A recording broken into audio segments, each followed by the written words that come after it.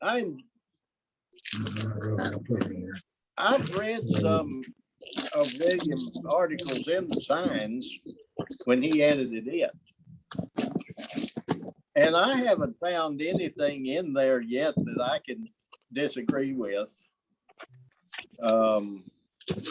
He was not as good a writer as his daddy, but there, who was, Who is, you know. Oh, not to change the subject, but just go back a step. Mhm. Daniel Parker agreed with Thompson's view on the Trinity. Oh, really? Yeah. Yes. Parker agreed with him on the Trinity.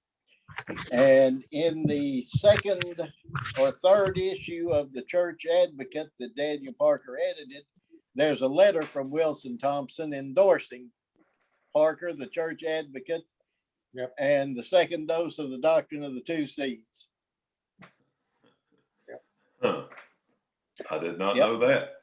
He says, Thompson says in his letter, he says, when I read your views on the two seeds, I had no idea what you were talking about. But he said, when I read the second dose, he said, I agree with it. He said, you made it clear. He said the truth went down a little easier. Yeah, he said, and he invited Parker to come to their association and preach in their area in that same letter. So I found that one of the most interesting things in the whole of the Thompson corpus. Yeah, I haven't dived in very deep into the Daniel Parker yet.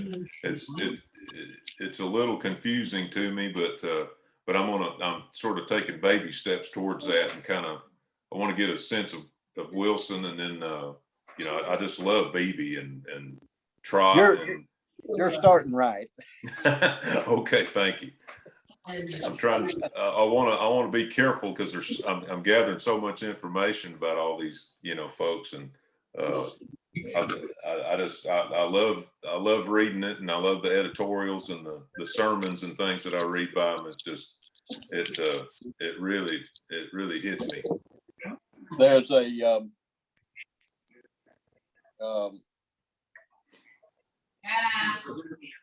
I don't know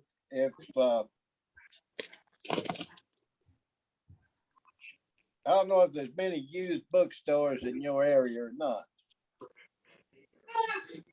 but there's a very rare work. I've got one of two copies I know exist. There may be more. Mhm.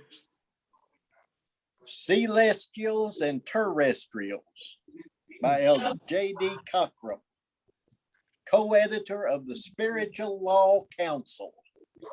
That sounds kind of scary. Yep. It's a really, really interesting book.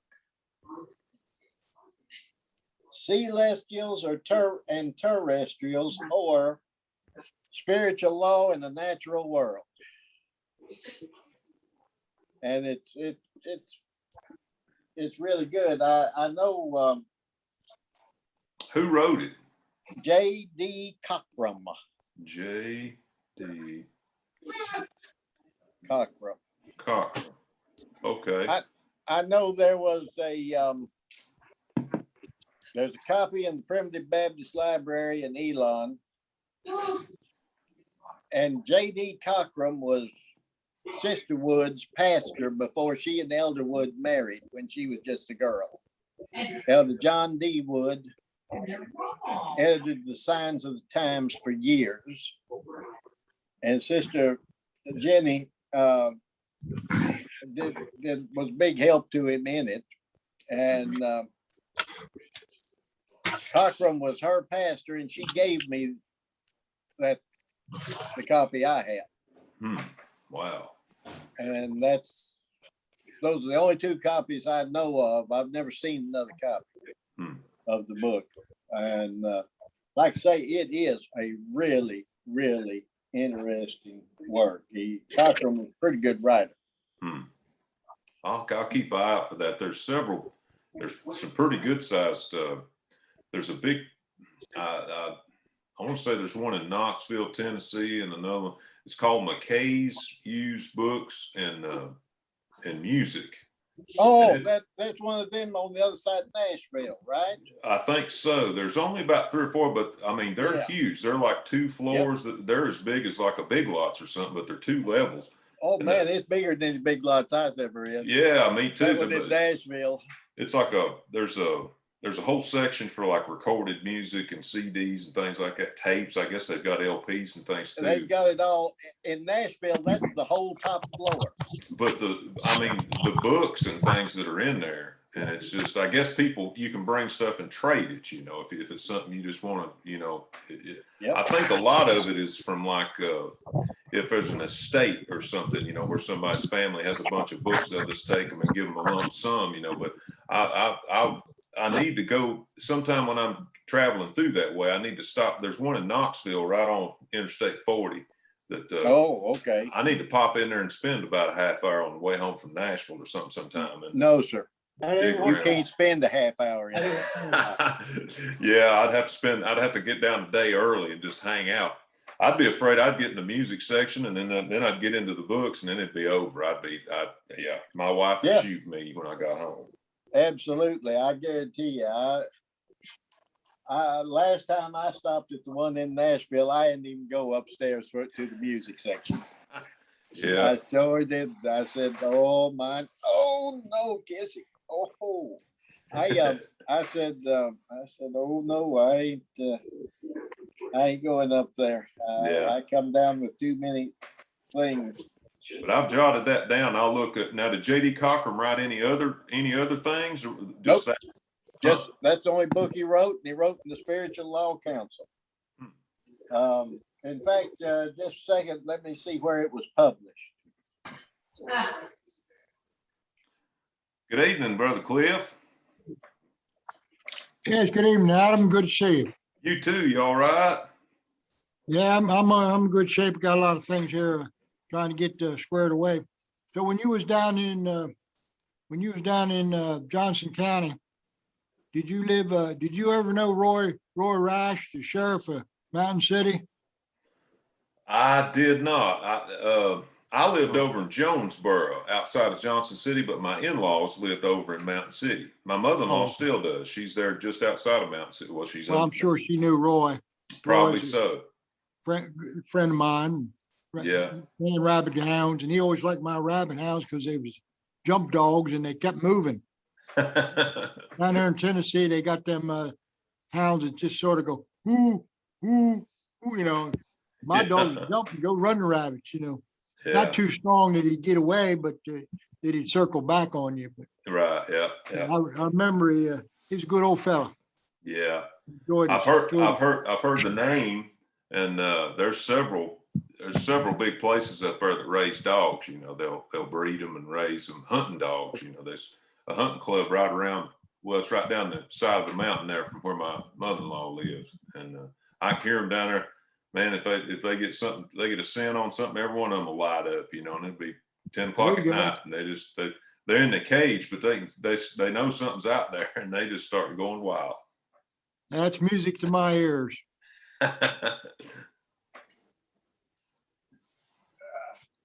Brother Adam, you were talking about reading BB. Yeah. I don't know that I've ever had all of his volumes. But I remember, I think it's in volume 3. Uh-huh. And some people are impressed by certain things, and God blessed me with one particular editorial message that is in that book, and it's on Isaiah chapter 33, verse 20. Look upon Zion, the city of our solemnities. As a great message, and I would recommend it to anybody. I will have to look at that. I've been going through. I actually just got. I just got from Brother Lackey. I got volume 2 and volume 3, and so I'll have to look through that one. I could be wrong, but I think it's in volume 3. Okay. I've read through several of them just today, and man, the stuff is just it's. Want your picture on there?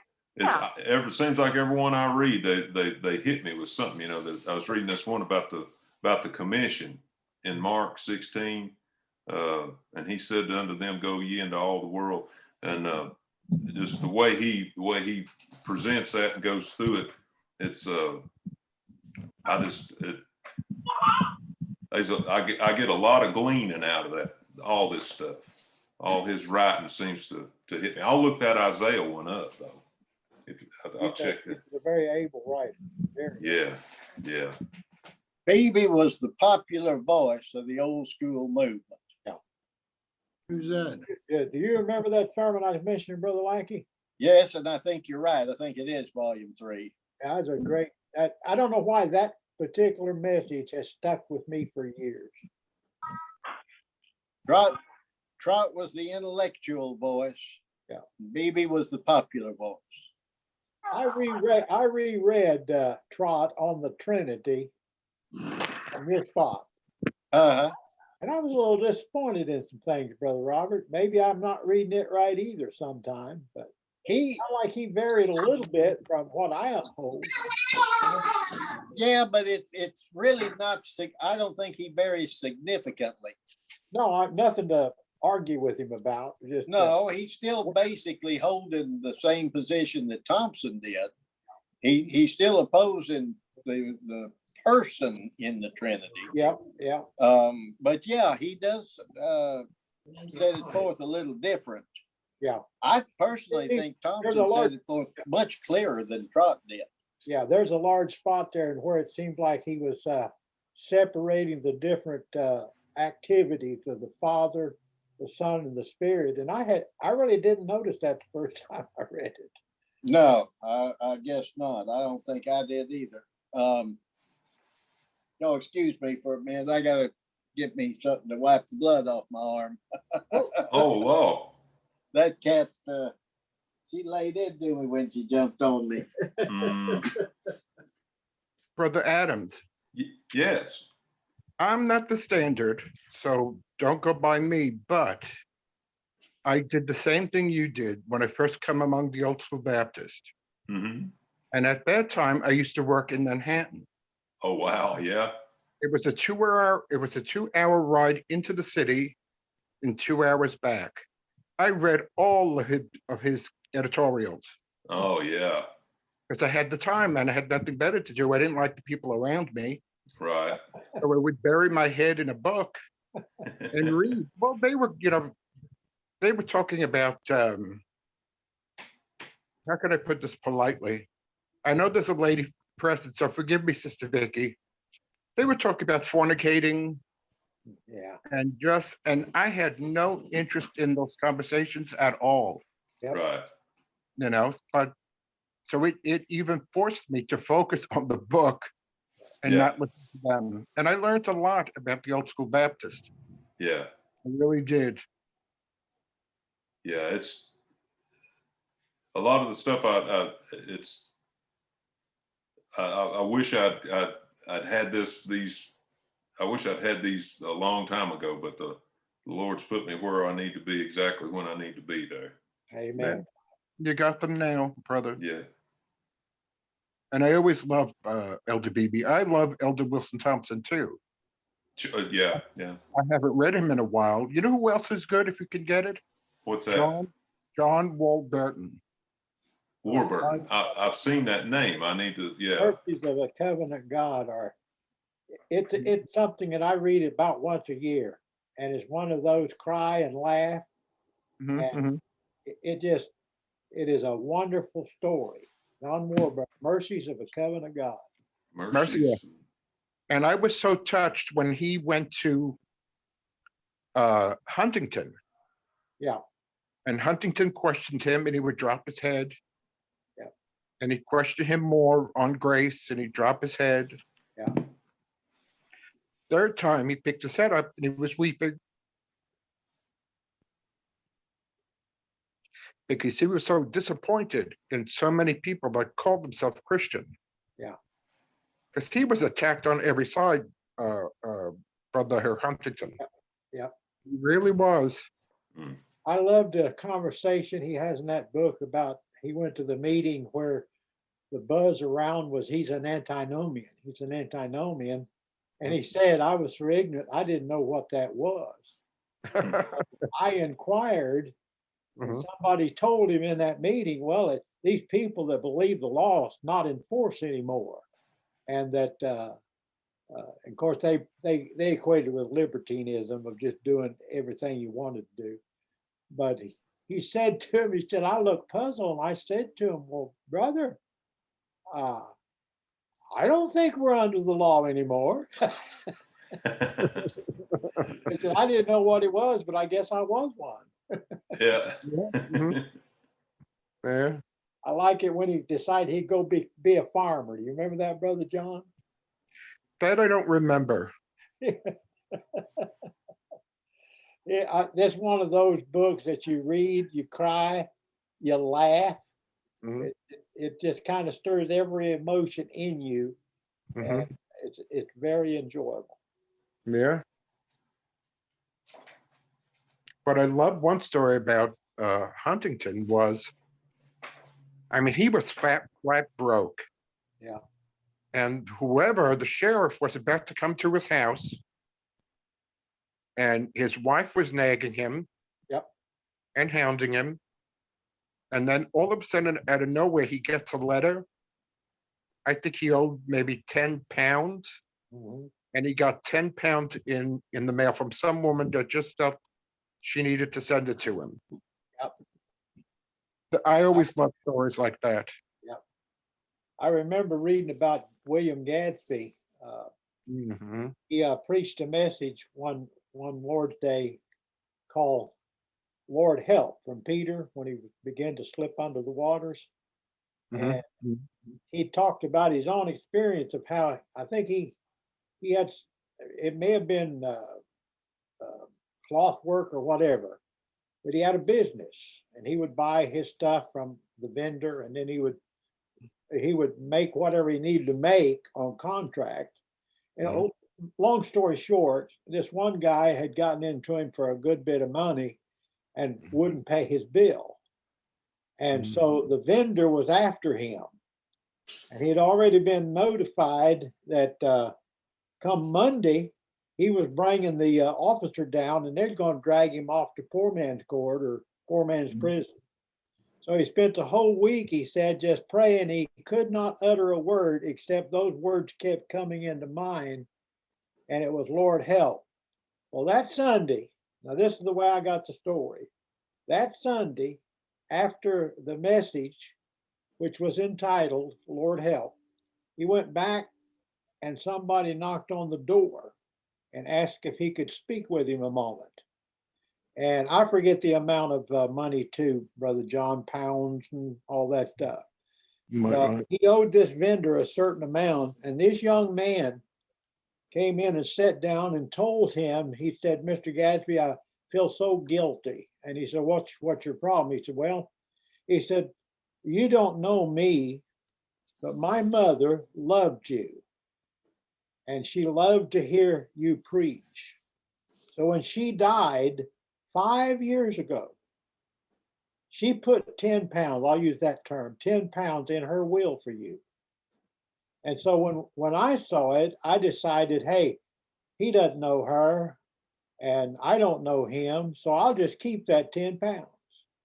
But he said he got convicted, so he came that very day to give him that 10 pounds his mother won. And it was more than enough to pay his debt to the vendor. Amen. Amen. I love them kind of stories. Oh, I do too. I do too. You know, back then they didn't have what we have in government.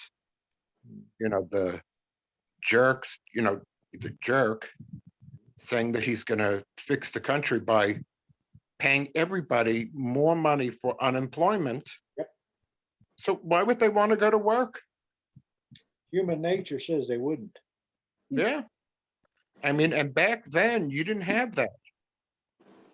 You really didn't have that. And the Lord still was able to protect his people. Yep. Yep. Mhm. Well, they actually had the poor man's prison, sent him to prison for not paying a debt. Yep, debtors' prisons. Absolutely. In fact, Brother Lackey, I brought up Gadsby. I heard a story, maybe you can confirm it. He visited the USA, America one time. no, sir. That's not true. Not William. John, his son, did. John Gadsby.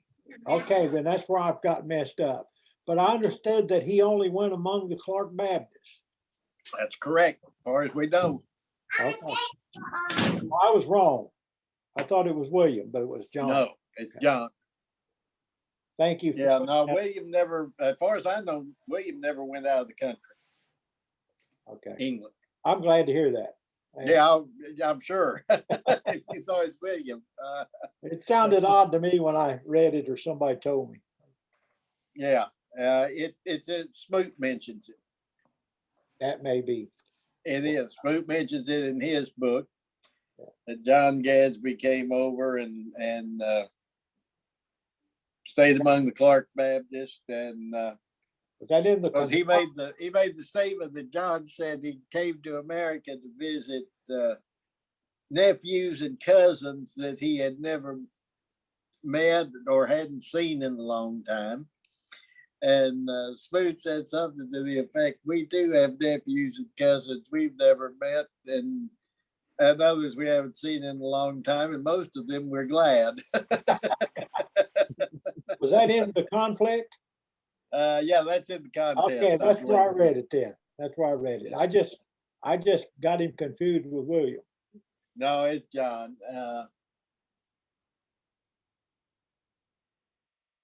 John is John's like a lot of them.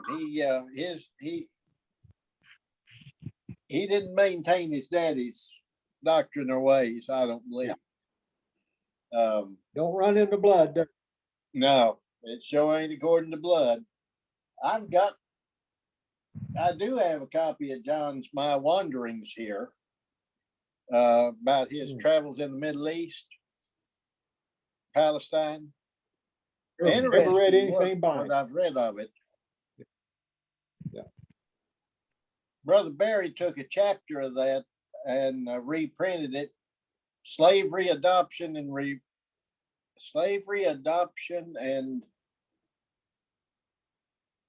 remission. I can't remember what the third word was. Slavery adoption and something. And he reprinted that a couple of times, if I remember. Redemption. Slavery adoption and redemption. Come here, Frankie. At least you might not put your claws out. But yeah, John was not the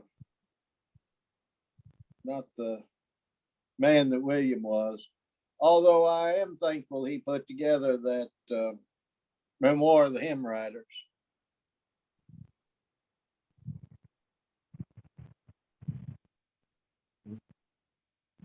It's interesting, I think.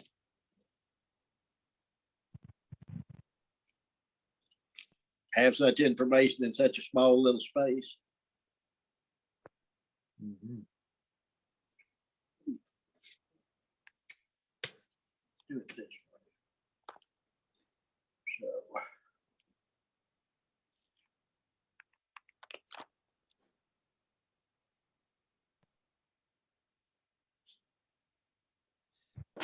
Yeah, that's some interesting stuff when you get into the Gadsbys and the Warburtons.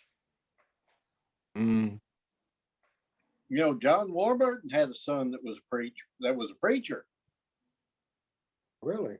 John Warburton Jr. mm. Hmm. Yeah, with the Gospel Standard Baptist. Evidently, he was pretty sound too. Mm. I've got his. Oh, I can't remember whether it's a autobiography or a biography. Well, I think it's on. I think it's on the shelf to the right of the fireplace, middle shelf to the right of the fireplace.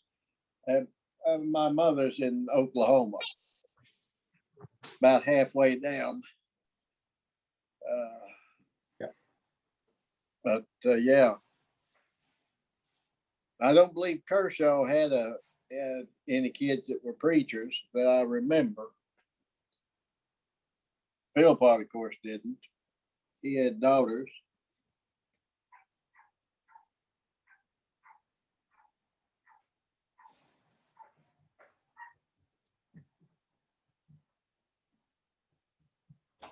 Yep. Brother Wayne, could you give me that verse in Isaiah 33 again? Isaiah, let's see, I had it.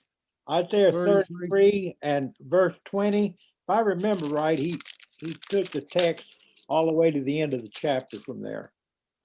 Look upon Zion, the city of our solemnities, thine eyes shall see Jerusalem, a quiet habitation, a tabernacle that shall not be taken down. Not one of the stakes thereof shall ever be removed, neither shall any of the cords thereof be broken. But there the glorious Lord will be unto us a place of broad rivers and streams, wherein shall go no galley with oars, neither shall gallant ship pass thereby. For the Lord is our judge, the Lord is our lawgiver, the Lord is our king, he will save us. The tacklings are loose, they could not well strengthen their mast, they could not spread the sail. Then in the prey of the great spoil divided, the lame take the prey, and the inhabitants shall not say, I am sick. The people that dwell therein shall be forgiven their iniquities. I remember right, he spent some time on the fact there's no galley with oars, neither gallant ship pass by. He kind of give the death blow to good works. Oh. The might of men is pretty influential here in the Bible, but it all comes to naught, in my opinion. But I guess it would be great to think of how great the man can do. And I guess they've done a lot when he built that tower up there to Babylon or Babel. They built it and really had a good intention in their heart. They want to be close to God. I don't see nothing wrong with that. A lot of people's like that, but it wasn't predestinated for that to happen. Christ come down, man ain't going up. Some have suggested, and I don't know who, but some have suggested that it was a wicked attempt to make a tower higher than the water could get on the earth. Oh, Yes, Could it well will. be. I So- sure so they wouldn't had put it past them. so they were a lot smarter than we know them to be. Also, I don't know if anybody else saw this years ago, and I couldn't tell you where, but I read where somebody interpreted that phrase, whose top reacheth unto heaven, whose top interpreteth heaven. And they believed that the signs of the zodiac were on the top. Wouldn't be out of the question. I don't know that that's true, but I did read that years ago.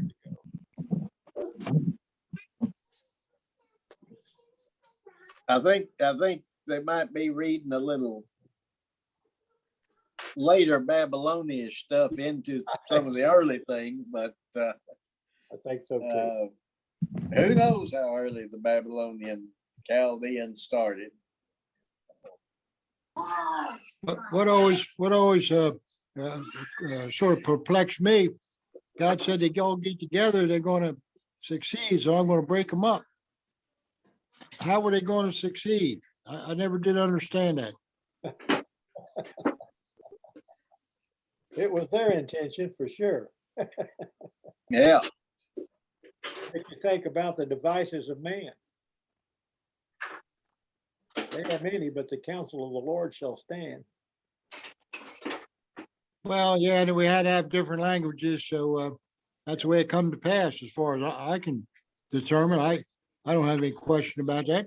Yeah, they Lord couldn't, does what he wants. they couldn't even tell them to take the hammer and drive the nail, could they? No. And them poor brick makers that come out of Egypt, them old Jews built that temple. Yeah. Where'd they learn all them trades? They couldn't have done that. I've seen people try to do stuff that wasn't trained. Yeah. They're a failure. But God gave them the guided their hand and told them what to do. Yeah. And they done it. That's one of the amazing things about that temple that Solomon eventually built is all the stones were laid out in the quarry. And when they put it together, it fit like a puzzle. They didn't, Yep. not a hammer heard in all the building. Nope, no axe, no hammer, no chisel, God Boom. fit every stone. just fit. And lay not the hammer to the altar stone, because you'll pollute it. What amazing God. Poor Hank.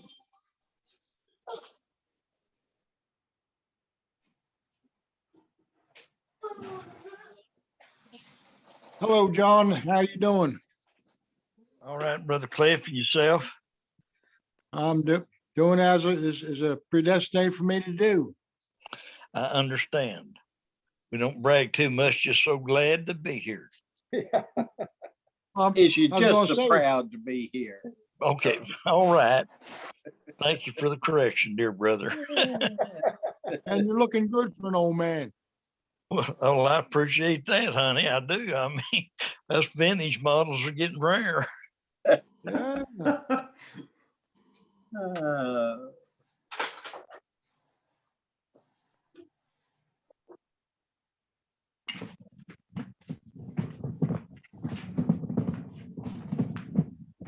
Brother and Sister Boswell, are you on? Yep, they down there. They just ain't got no picture. Hello. Hello. I know I got a new phone. I don't even know what I'm doing. Can y'all hear me? Yes, Glad absolutely. to hear you're here.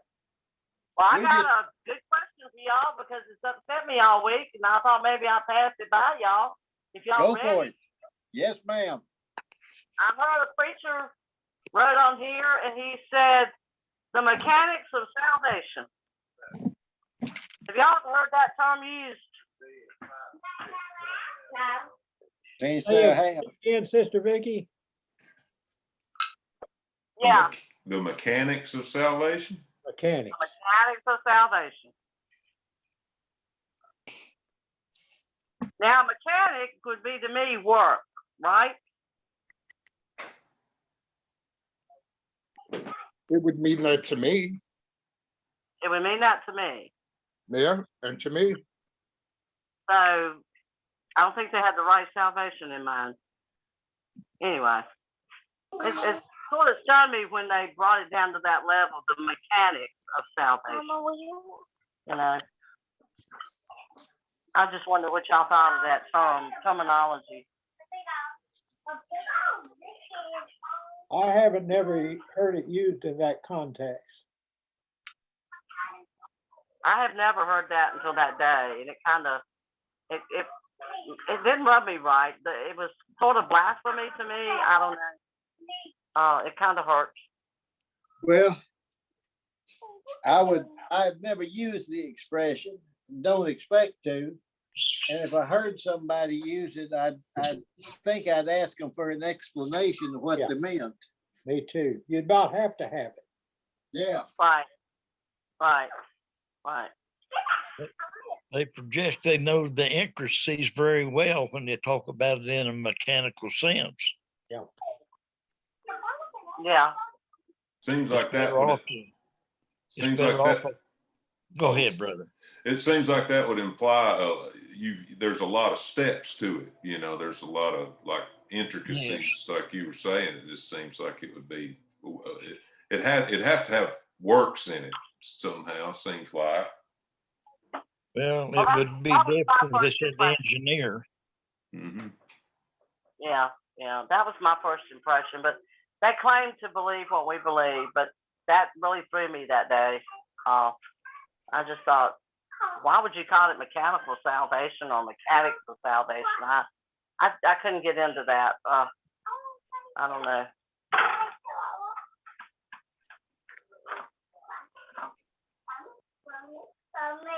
Adam, Starlet is sitting right beside me. She wanted to say hi to you. Oh, well, hi. I can't see you, but it's good to hear you again. It's Good to hear all of y'all speak. Hey, tell John to send me that CD. Tell John to do.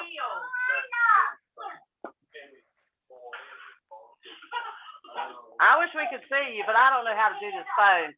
Shorty said I've got to go somewhere and set up something so we can be seen, but I'm not gonna mess up the meeting right now to do that. So maybe next week y'all will get to see us.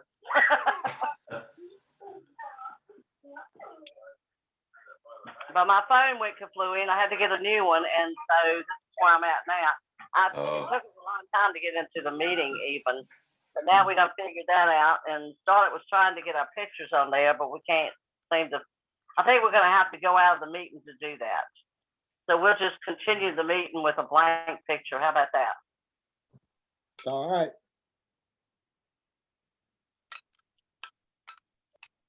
Are y'all feeling pretty well now?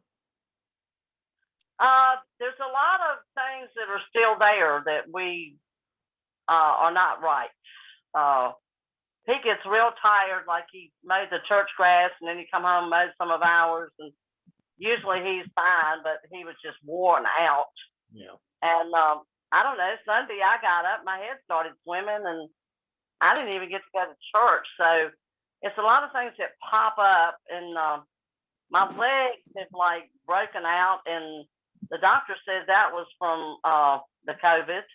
So it's just been a lot of things that I didn't expect. I thought we'd get well, and we're just not really well yet. It's been since March the 29th or March the 30th. That's a while. Yeah. So we don't have the energy that we had, and I just give out real easy. I'm hoping that'll come back. I don't know. I feel a little breathless, but I didn't have anything lung. Mine went through my colon, which that was funny. And I asked the doctor, and he said, yeah, it can tend to go to your colon. Oh, boy. And I didn't know that, but he says, we don't know anything right now. I went to him yesterday, and he said, we don't know. We don't know what the after effects are going to be. We don't know what to tell you. Yeah. We're just hoping for the best, and I'm just hoping that we feel decent, but we just really don't yet. We don't. I hate to hear that. I know. But I'm looking forward to the 3-day meeting, and I hope you're still coming, Robert. Well, I'm gonna try if I've got a way. I still ain't got a car, so. If I have a vehicle by then, I will be there, Lord willing. I'll have one. Brother Robert, it's none of my business, but have you noticed rental prices increasing during this time? They have increased big time. I heard that. But I had to rent a car last week. And years ago, I rented a car from a dealership in Morgantown. Mm-hmm. Half what it is from Enterprise. Yeah. Less than half. Now, I had a small car, so I'm getting a bigger one to go to Wells Tract. Yeah. And it's still half Huh. what Enterprise is. Gracie. And That's good. so I'm tickled to death to Yeah. find they still do it. I read something where Avis had increased their prices by 100% almost. Gracie. Well, I'm going to tell you, I think Enterprise has too. It cost me $100 a day for a compact. Time you put tax on it. Come on, Including come- mileage? No, unlimited mileage. Yeah. And what I'm paying through the dealer in Morgantown is going to be 50. Oh, boy. That is. And what I paid for that little one was 35. I'll declare. And so, I can get them that cheap, I might sell my automobile. yeah, that's kind of what I was thinking. Now, I'm going to tell you what, I don't know. I don't know if they're all like this or not, but the $35 one was a Subaru Impreza. That was the worst driving car I've ever tried to drive in my life. Really? Yes. Yes. Come on, baby, come. You know, all these cars now got that assist and, you know, keep you in the lane and all that. Yep. This thing would be just tight as could be 1 second and just loose as a goose the next. I mean, there was just no in between on how you could get it situated. Good. I was just, I told the guy that. I said, I need to rent a car come Friday. He said, okay, you want the same one? I said, no, I don't.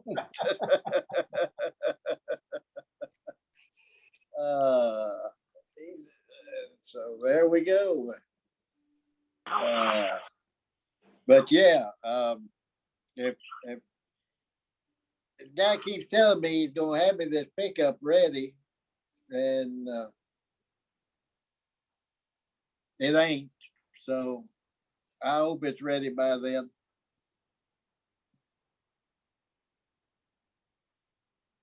Is this second Sunday coming up? It is. It is, okay.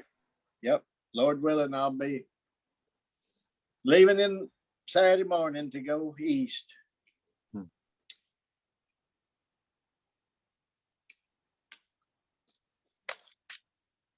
How many of y'all coming in September? I want to come, and I know Brother Mike is going to take me, so he's probably, you could count 2 there. We're probably looking at the Hampton Inn in Elkton, Maryland. They've given me a pretty good price on rooms comparatively. I thought they were pretty high. Till I found my bill from the Hampton Inn for over 10 years ago in Salisbury for their meeting at Snow Hill. Yep. Yep. And it's $60 less than what we paid for those, Brother Wayne. Hey, listen, brother, I went down to the bad part of Salisbury and got a little bitty old motel room. I couldn't afford that. Well, I did. All I I did probably was- couldn't, but I did. All I needed was a place to sleep, and that's it. And man, there was over $100 there at that place. Over 100 back then. I believe mine with tax was 170. Yeah, that's something like that. I just knew I wasn't gonna pay that much for a room. Well, this gonna be just a little over 100. So, you know, and we're talking 13 years later with inflation and everything else.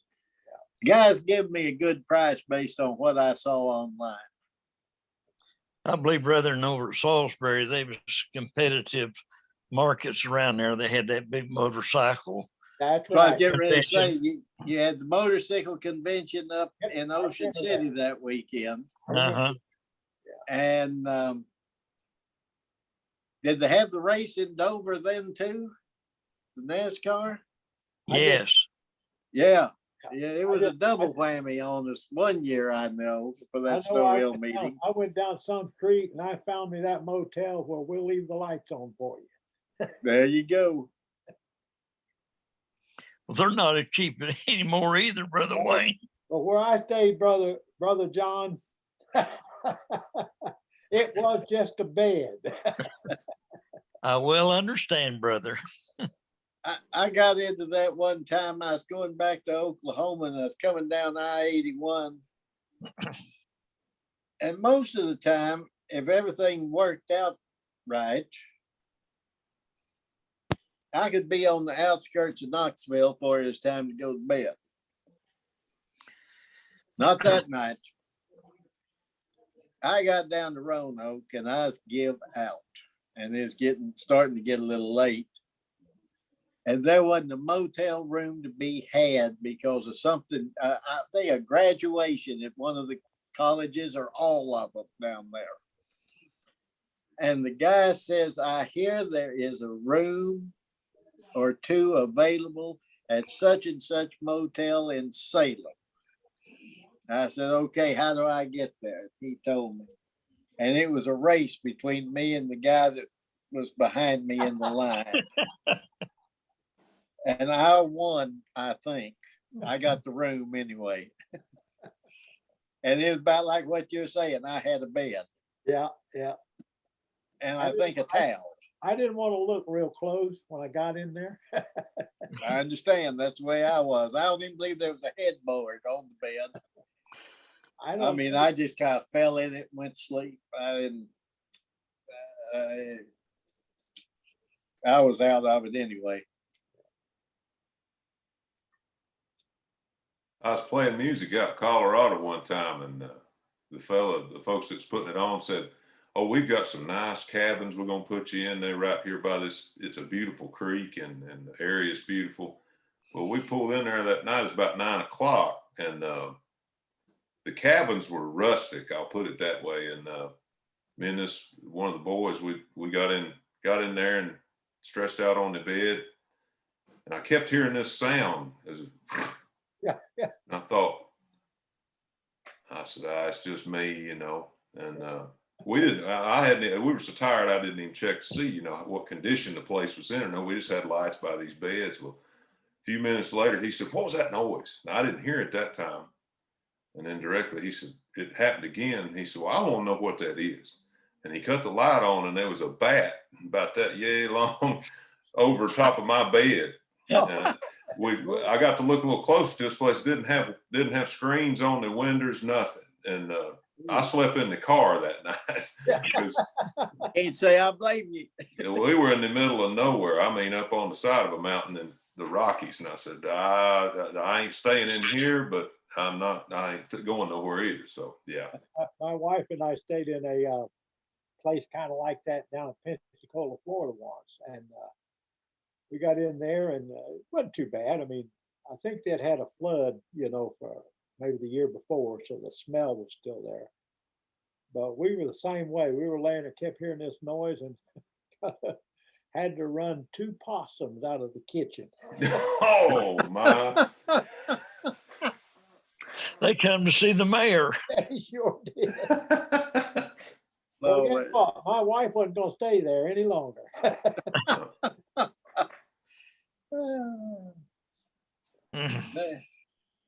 oh, mercy.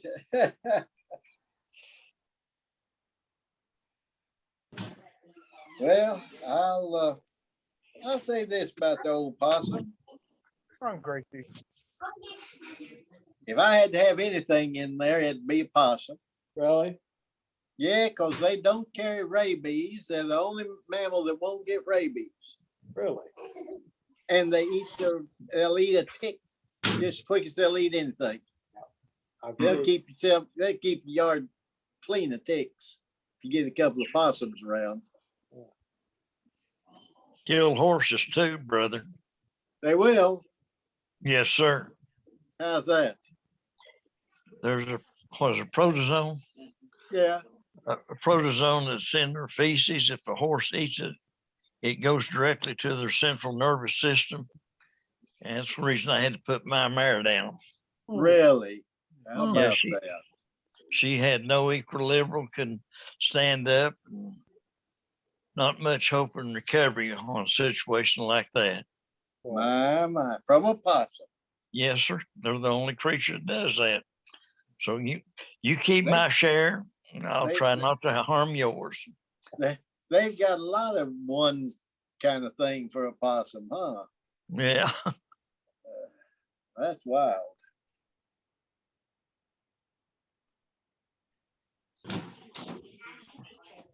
Well, my dad always said they were good eating. I don't think I could Sorry. bring myself to eat one. Yeah. He said as long as they're cooked right. Of course, last couple of years, he kind of hang in there in the past, reminiscing a lot more than he ever had. And he said when they get them, if they go possum hunting and they get a young one, they'd keep him in a pen and feed him on corn for a month before they'd eat him. Yeah. Fatten him up. Yeah. So that might be pretty good eating then. But old Uncle Dave Macon say, carve him to the heart, carve that possum, boys. Possum meat, them very sweet. I always fat and good to eat.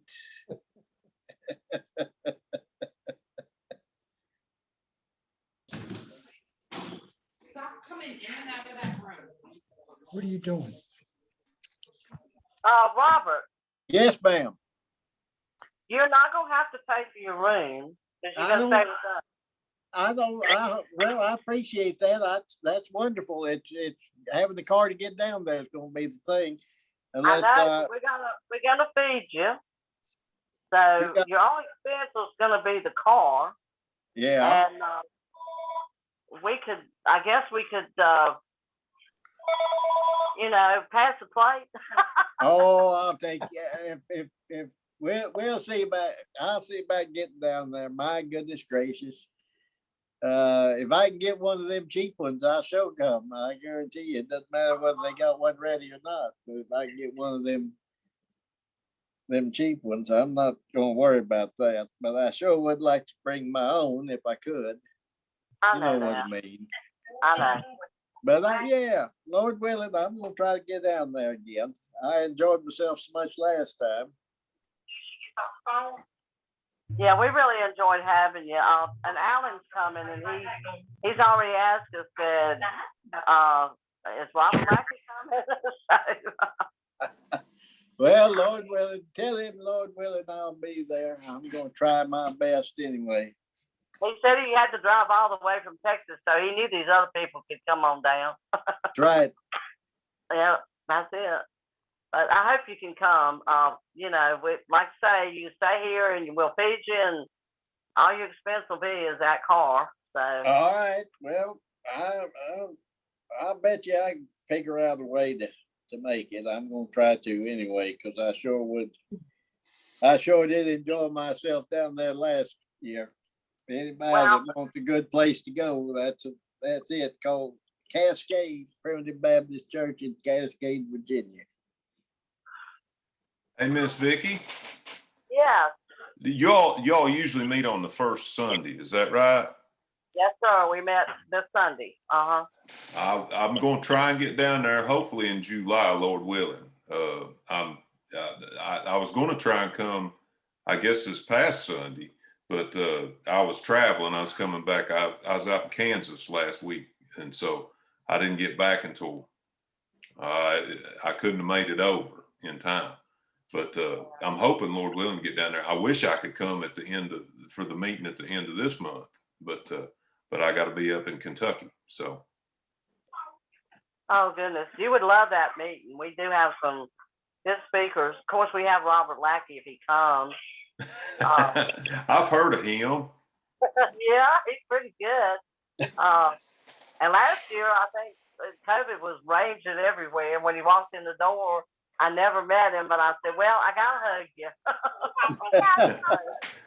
And I guarantee you, we didn't practice no social distancing.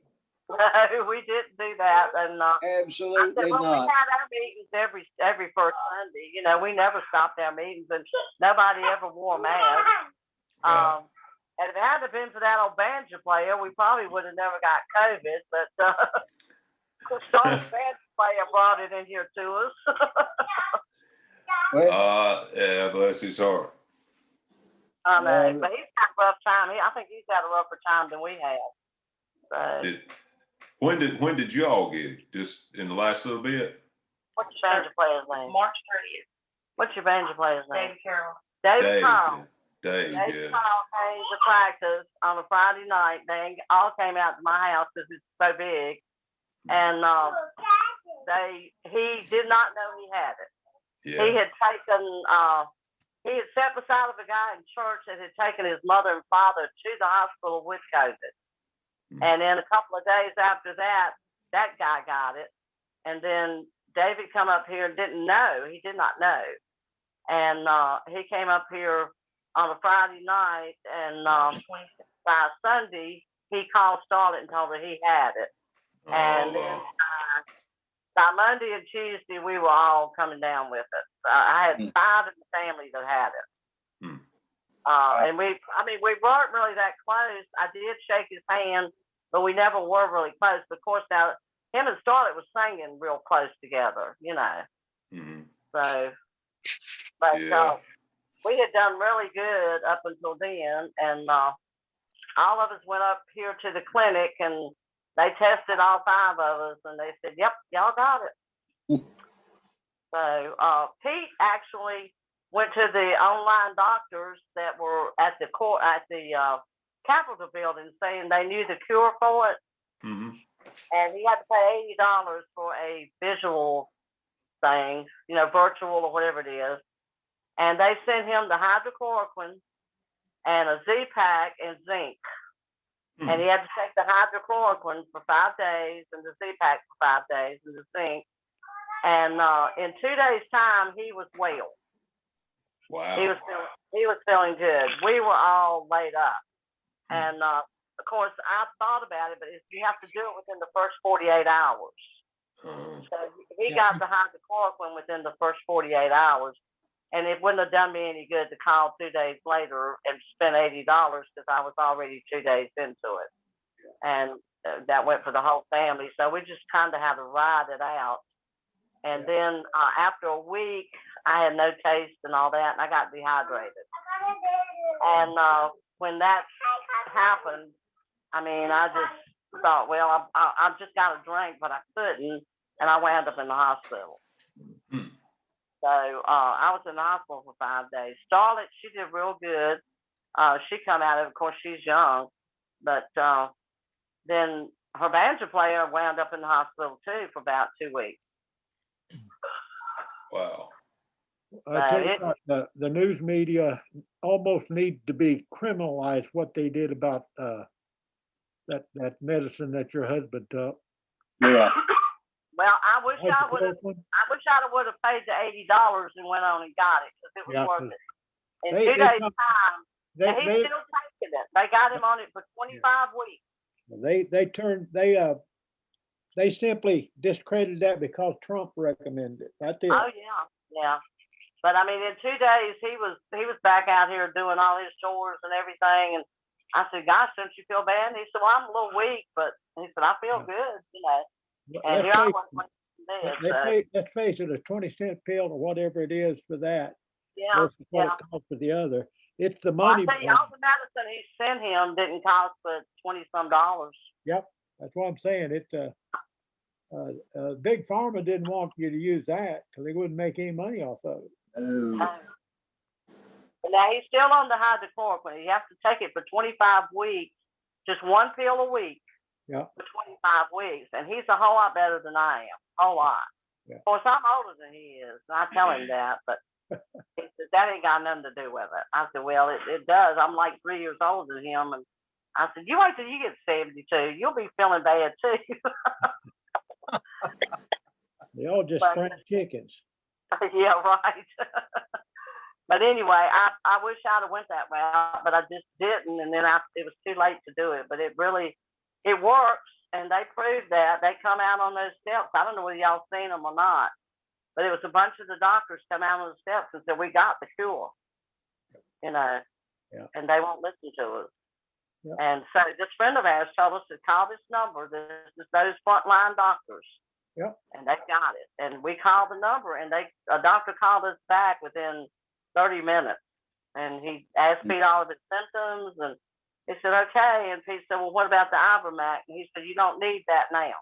You're not bad enough for that. So he said, you call me back if you don't get better. Well, 2 days, he was better. So it does work, whether they want to believe it or not, it works. Yeah. So.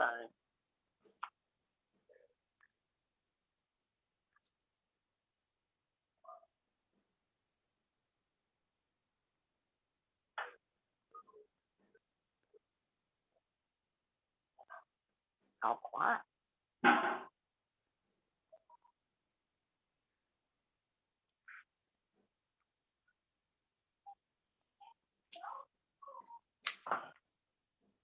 Somebody asked a question about the scriptures, so I don't have to.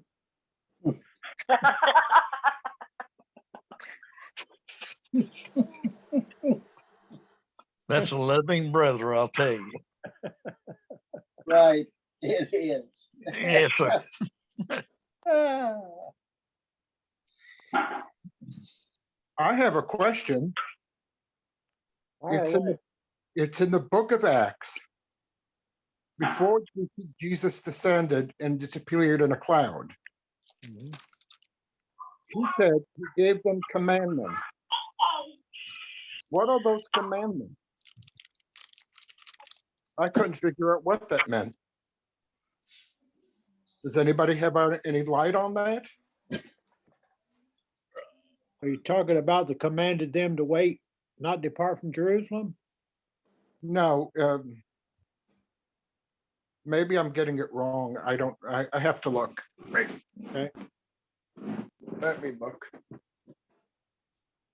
Because I'm trying to read it off the top of my head and I can't remember anything. I understand.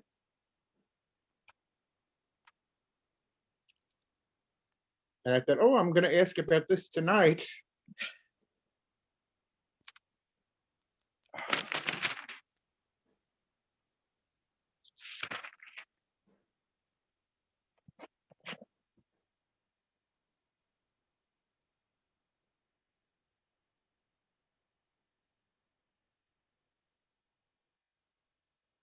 No, I can't find it.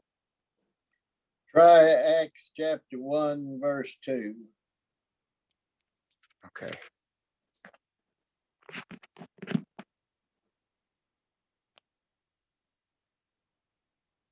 You're right, Brother Robert. Yeah, yes, that's it. He had given commandments to the apostles whom he had chosen. And I wasn't clear on what those commandments were. Well,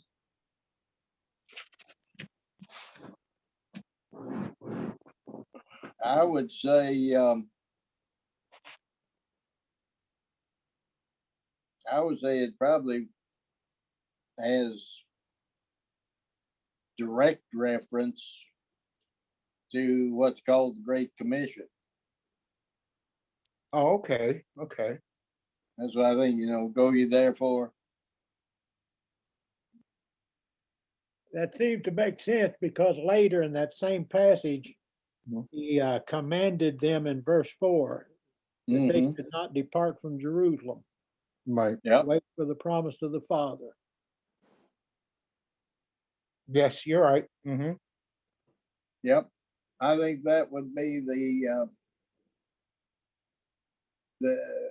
main thing, at least, that we know about. Now, we also know that he spent that time between his resurrection and his ascension, Mhm. teaching them about things of the kingdom of God. True.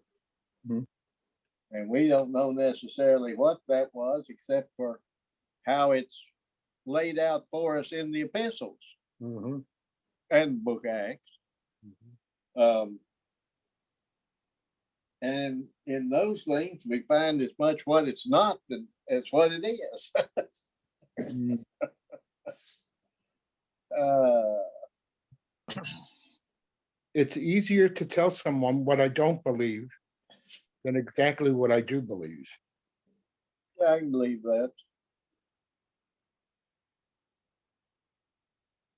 My aide is And asking me questions because he grew up in a Baptist church. And he said he never met an Arminian. What that meant. So I tried to explain to him, I don't know if he got it, but he made me kind of chuckle because a couple of days later he was talking about free will. And he didn't get that from me. And he didn't ask my opinion and I didn't offer it. But if he would have said to me directly, or if he was led directly to say, do you believe in a free will? I would have told him no. And I would have told him why. And like I said this morning, I'm happy to be God's puppet. Yeah. Because if Well, I was myself, okay. no good. I Well, tell you, yesterday was an example of being left to myself. I almost got duped, being greedy. And the Lord just caught me in time, made me realize this was something fishy going on, and it didn't happen. Yeah. If a man truly, I believe we'd all agree, if a man wants to see an Armenian, just look in the mirror. Yeah, yeah. That's truth. We born that way. This flesh is still Armenian. Oh, Yep. yeah.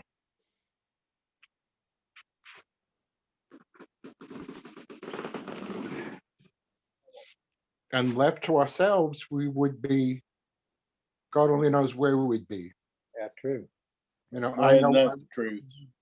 I know I would be in such a nightmare life and probably would have thought it was wonderful. Yeah, probably so. See, look, God loves me. Look what he's given me. Start to sound like Herod. You know, in that, in this whole passage that Brother John brought up, Mhm. I was just reading it, it's also to be noted, I think, when he told them that, about that kingdom, they asked him, it, he asked of him saying, Lord, verse 6, wilt thou at this time restore again the kingdom of Israel to Israel? And he said to them, it's not for you to know the times of the season which the Father hath put in his own power, but ye shall receive power after the Holy Ghost is come upon you. And the thing that I've noticed in past years, they asked this question at the beginning of Acts. Mm-hmm. Holy Spirit descended, and all of the phenomenal things took place in the second chapter and the third. They never, ever, ever repeated any such question again. You're right. They sure didn't, did they? Did not. But they preached the kingdom of God.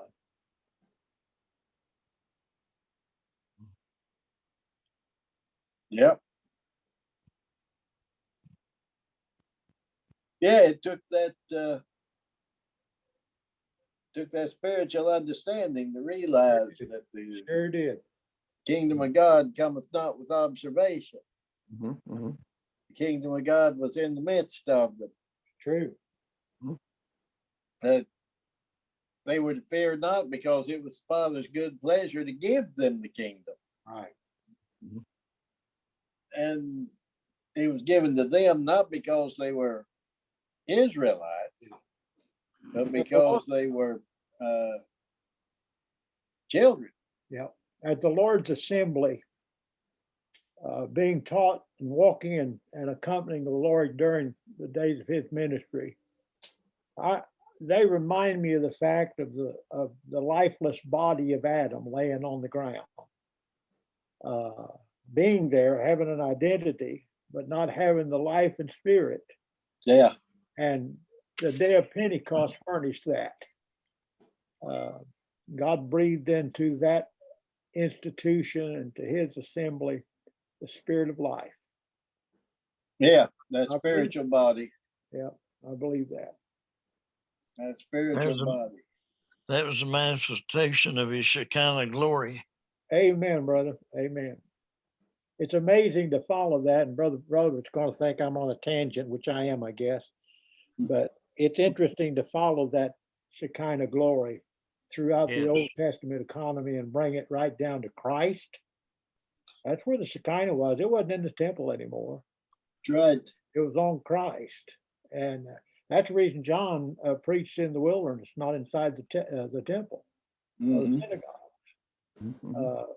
And that Shekinah was on Christ, and I believe, I'll call it the anointing, okay? That Christ received spilled over on the day of Pentecost and took in that body of his, that bride of his. It was an emblem, I believe, of God's accreditation. Yep. And presence, I think. Set apart to the tabernacle temple and Christ, and the impairment of the New Testament church, which only happened once. Right. Didn't need to happen again. Right. And Amen. it has its own verification and doesn't look for another. Yeah. Amen. Now, brother, I don't think I'm fussing with you, but I'm going to disagree with you. Okay. Right. It happened 3 times. Well, for the It Gentiles, happened once on Pentecost to the Jews. It happened when Peter came down to Samaria. And it happened when Peter went to the household of Cornelius. You And call the for Jew, it. the Samaritan, and the Gentile all got that same baptism.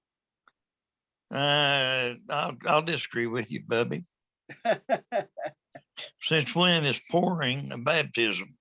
Well, Okay, don't All fish right. on me. I got you there. You got All me right. there. You got me there. it's certainly in the house of Cornelius, there was a similar thing because Peter said, it's happened to them just like it did us at first. Yep. Who can hinder them to be baptized? Who can forbid water? Yeah. I think that was necessary because the Gentiles weren't included at that time. That's right. I think so too. And I think it happened in Samaria for the same reason, to show that those half breeds had a people among them too. There was Brother people Robert, that got. do we have the fire and the speaking in tongues there? I just don't. I don't know that we got the fire, but we do have the speaking in tongues, because it didn't happen till Peter come down and laid hands on them. Yep. Now that's the difference between the Samaritans and the others. Yeah. Is it don't say that anybody laid hands on anybody at the household of Cornelius, because Peter was preaching when it happened. Yep.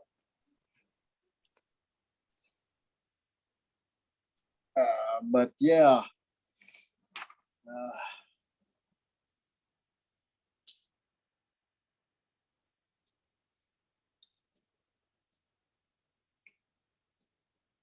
They sent Peter and John, who coming down, prayed for the believers. They had prayed for them.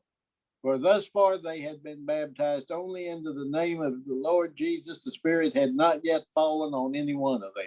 Right. Then they placed their hands on them and they received the Holy Spirit. That's the Samaritans. Okay. There's a little difference there, seems like to me. There is a little difference, but the end result, I believe, is the same. I do agree about Cornelius' household. Yeah, I think they had to show the Gentiles were a part of that. Yep. Covenant. But it was an extension of the same anointing. Oh, absolutely. Right. Wasn't a different one. Absolutely. Hey, Peter even said that, just like Yes. us. Straighten him out, Wayne. Sorry? Said straighten him out. I can't do that. I can't straighten me out. Somebody said it's gonna have to be like a corkscrew when they put me in the ground.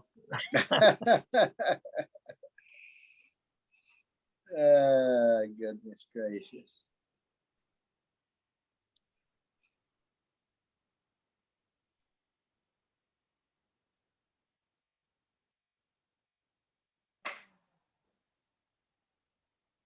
I tell you a subject that I'd like to hear discussed sometime, not tonight. I'm not in.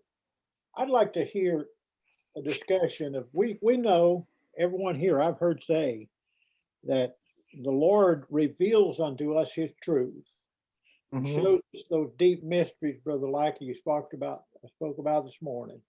And Amen. it is him, and we all agree with that. But where does our looking into these things, where does that play anything? In other words,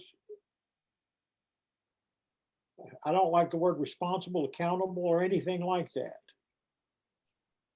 But do you believe that there will be a desire to look into these things? Yes. God, rather than simply saying, well, if God reveals it to me, he reveals it to me. No, I think there's a desire in I think every one of God's children. the You Bereans, work a thing you're both willing to do. yep. He puts a desire in, doesn't he? I mean, Yes. Yeah. It is alien to the carnal man to have those inclinations. that's true. And the Bereans, they were more noble. because they looked into this, of course, they only had the Old Testament scriptures. They looked into the scriptures to see whether those things Paul and them spoke was true. Amen. And I believe with all my heart that every truth that I believe and know I think is true, God's revealed it. Amen. That's I right. also remember God giving me a desire to open the pages of his book, Yep. seek after that truth. Mhm. I think that's the important thing, that God's children do it not from a sense of duty, Right, right.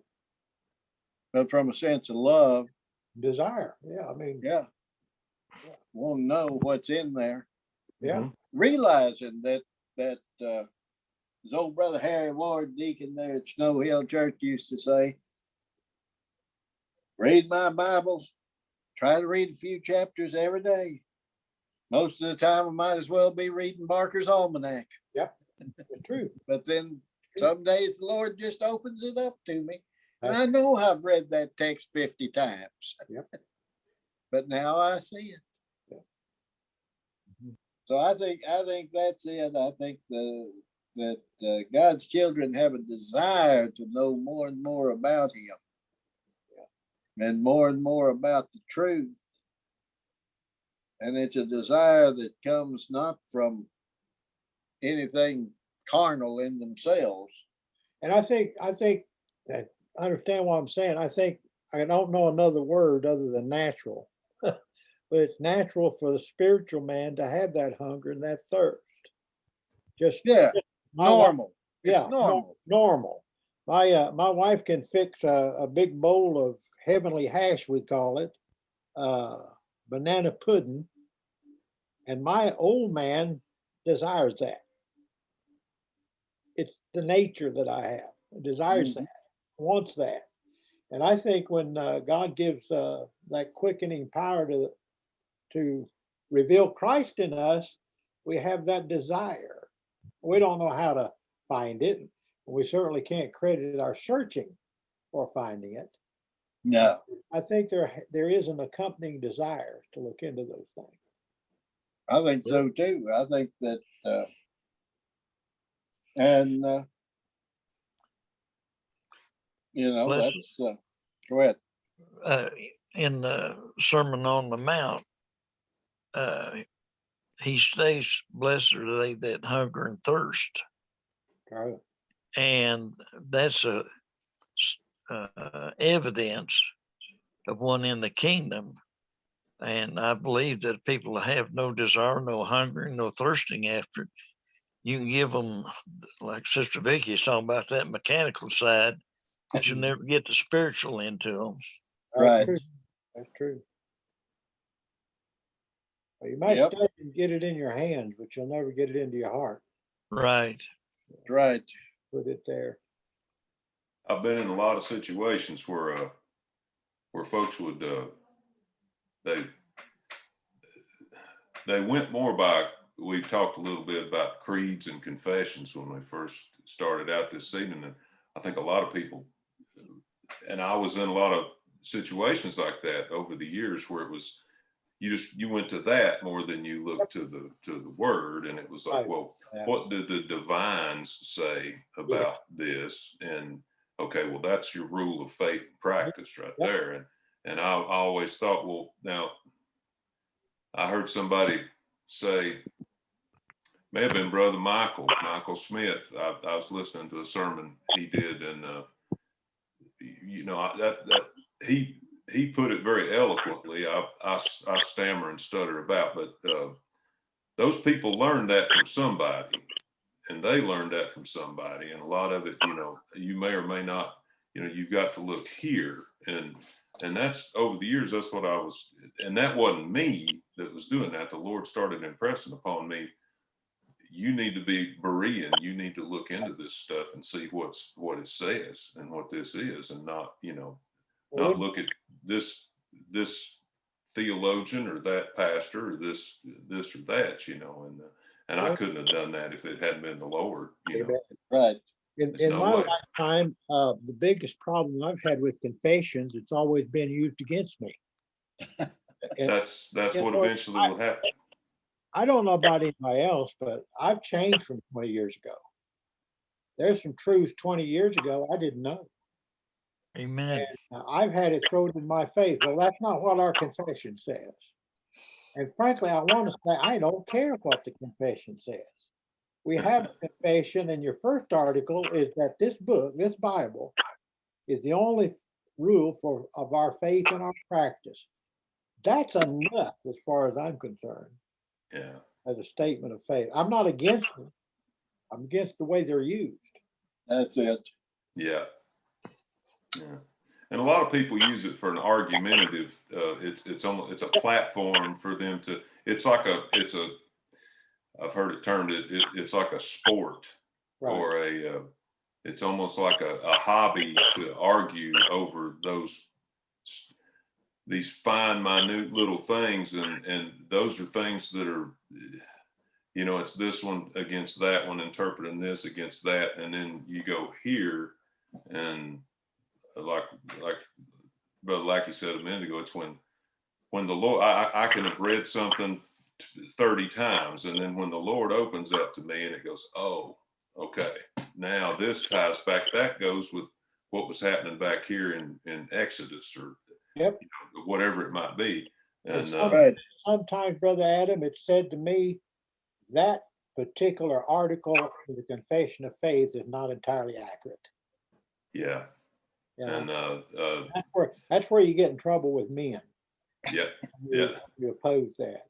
But Stuff turns into one of them Stretch Armstrong dolls. You can pull it over here and stick it on the wall, and then somebody pull it over yonder, and it's like, oh well, that's still what we got right there, you know. But I'm like, well, what happened to this, you know? And I just would get frustrated with that because I just, you know, thus saith the Lord in here, and I do what. too, brother. I do If too. I use that, I feel like I'm gonna be a lot more.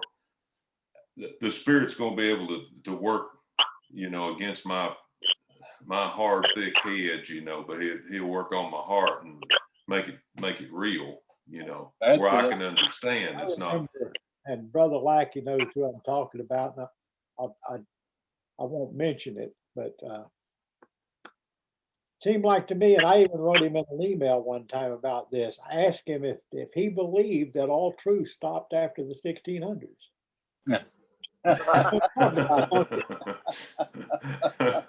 Like God's never showed anybody anything after the 1600s.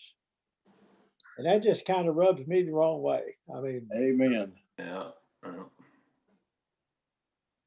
Yeah, I know who you're talking about. But yeah, there ain't no confession that I've ever read that I agree with everything in. I agree with you. Period. I don't care. First London, first edition, first London, second edition, Midland, Somerset, the Waldensian Confession, the 1689 Second London, the Keats Revision that became the Philadelphia Confession. I think there's one that supersedes all of them, brother. What's Amen. that? First chapter of Luke. Amen. Amen. That's the preamble to our articles of faith. All right. Amen, Brother John. Amen. Yep, you got it.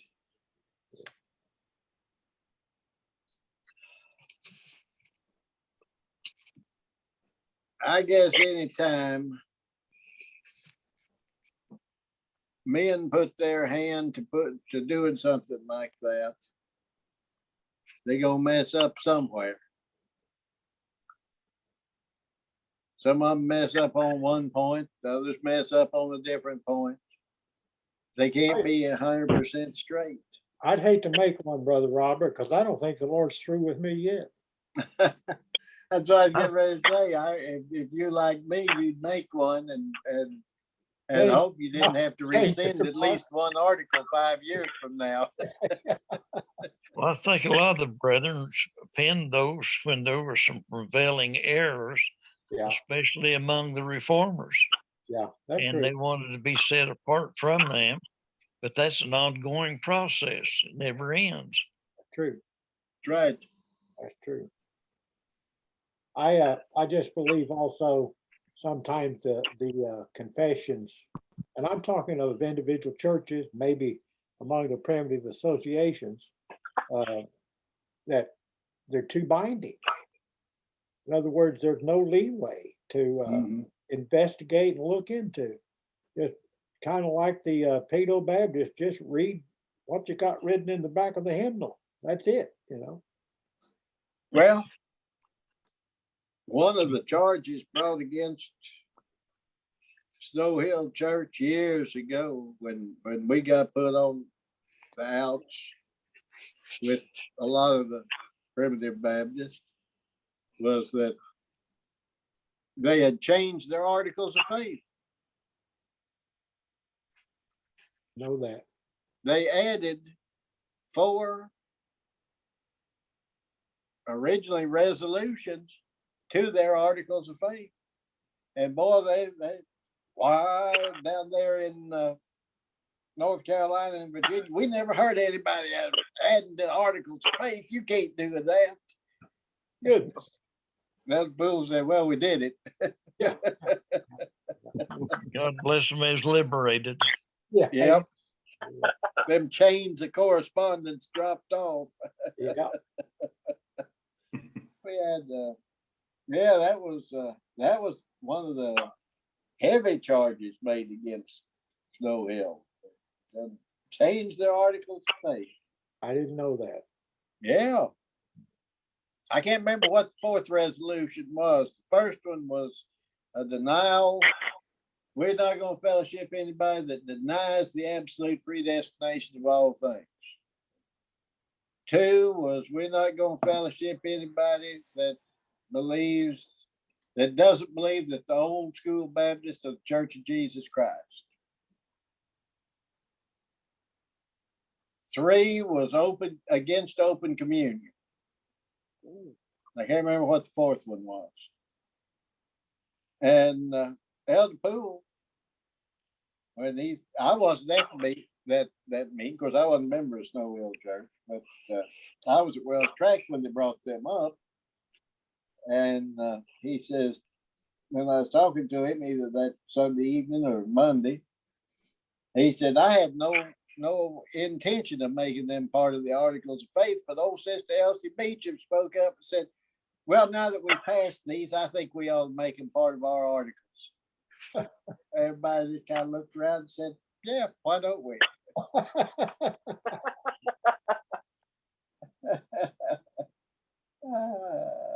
So they did, and it just tore up then. Yeah. But I tell you, those are broad enough for me to accept. I'd put my name on them. well, yeah, you know, and the 4th one was the same way. You know, it was nothing that old school Baptists hadn't been contending for since before 1832. Right. So.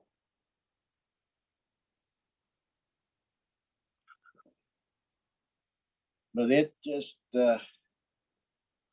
wasn't right for some people. I mean, can't do that. Can't modify those articles. Yeah, I know. They're sacrosanct, man. Sacred. Yeah, they're sacred. You know, you might get away with That's what the Pharisees did, right? That's not what well, that's not what our absolutely. fathers taught. That's right. We got it figured out now. Y'all got to fall in line with us. And then that becomes the Talmud, Mm. their unwritten law became written.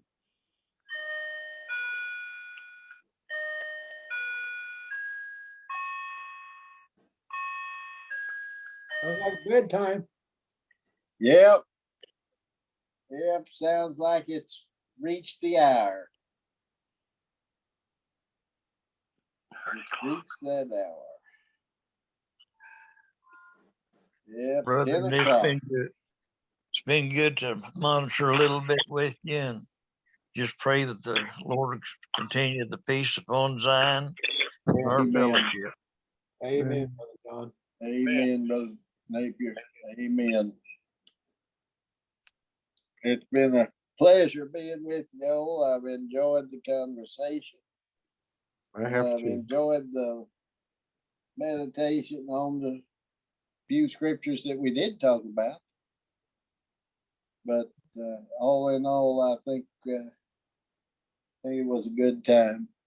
Mhm. Well, it's good to fellowship with brother, no matter what you're talking about. That's right. That's Mm, right. Yeah, yes, amen. I'm sure that we didn't talk about nothing the Lord didn't intend for us to. You're right, Sister Becky. I said that That's, very quietly. Yeah, it's all right. We can hear you. That's the truth. Yep.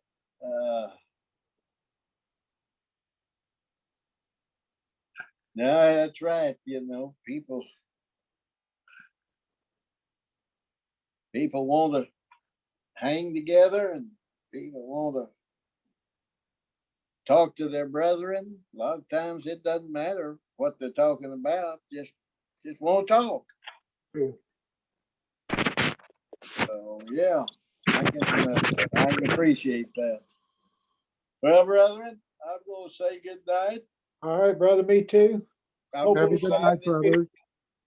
thing off, and Lord willing, we'll see y'all in the morning. Good night, brother. Have a good night, brothers. Have a good night. Good night. Good night. Nah, Night, everybody. Night. Good night.